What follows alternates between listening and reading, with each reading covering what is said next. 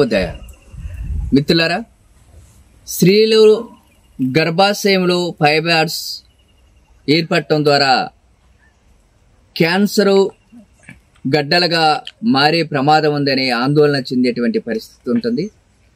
కానీ అలాంటి ఆందోళన లేకోకుండా తక్కువ వ్యవధిలోనే చాలా సులభంగా మన ఇంటి చుట్టూ పరిసరాల్లో దొరికేటువంటి మొక్కల్ని ఔషధాలుగా వాడుకోవటం ద్వారా మనం ఫైబ్రాయిడ్స్ గడ్డల్ని తగ్గించుకోవచ్చు.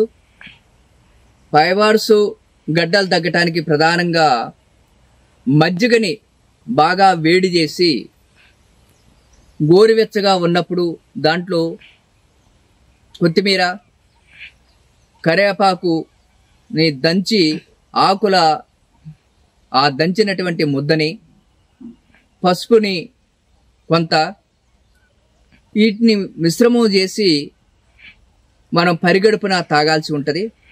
అలాగనే 2 పూటలా కూడా రేగడి మన్నుని, నల్ల రేగడి మన్నుని తీసుకొచ్చి ఆ మట్టిని బాగా పెరుగు లెక్క చేసి పలసటి గుడ్డలో వేసి బొడ్డు కింద భాగంలో ఒక 30 నిమిషాల పాటు ఉదయం సాయంత్రం పట్టీగా వేసి ఉంచాలి. అలాగనే పసుపు నీళ్ళు, నిమ్మకాయ రసంలో పసుపు నీళ్ళు వేసుకొని త్రాగాలి. అలాగనే సాయంత్రం ఆహారంగా పండ్లనే తీసుకోవాలి.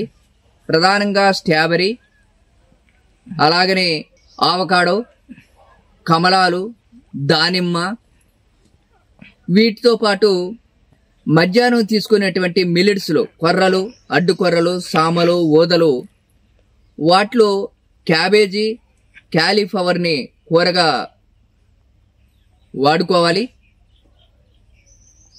అలాగనే బొప్పాసు ఆకు రసాన్ని 2 పూటలా త్రాగినట్టయితే మనం ఫైబ్రాయిడ్స్ గడ్డల నుంచి సులభంగా బయటపడవచ్చు. జై గురుదేవ్.